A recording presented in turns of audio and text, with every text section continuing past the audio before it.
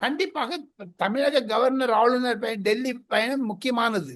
அவர் தன்னுடைய அதிகாரிகளை எல்லாம் சந்திக்கிறார். இன்டெலிஜென்ஸ் பியூரோவிலும் NIA நேஷனல் இன்வெஸ்டிகேட்டிங் ஆபீசர் மூலமாக சில முக்கியமான கருத்துக்களை எல்லாம் தெரிந்து கொள்கிறார்கள்.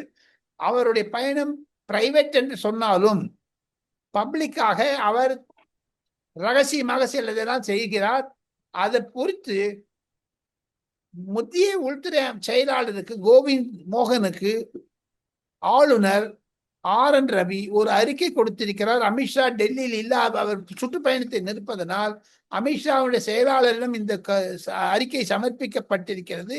அதில் கண்டிப்பாக தமிழகத்தில் கொலை, கொள்ளை, மதுபானம், மருந்து பொருட்கள், ட்ரக்ஸ் நிறைய இருப்பதாகத்தான் அவர் அந்த அறிக்கை கூறிய. அதை தவிர மிக முக்கியமானது என்ன என்று கேட்டால், தென் மாவட்டங்களில் மத மாற்றம் இருப்பதாகத்தான் ஆளுநர் அறிகிறார். சில ஆதீனங்கள் மூலமாகவும் சில இந்து அமைப்புகள் மூலமாகவும் அவருக்கு கிடைக்கக்கூடிய செய்திகளை வைத்து அவர் கடிதம் எழுதியிருக்கிறார். அதுதான் பரபரப்பாக டெல்லியில் பேசப்படுகிறது. அதை பற்றியும் அமைச்சர் அமித்ஷாவிடம் பேசுவார் என்று தான் டெல்லியில் வட்டாரங்கள் தெரிவிக்கின்றன. சிவா.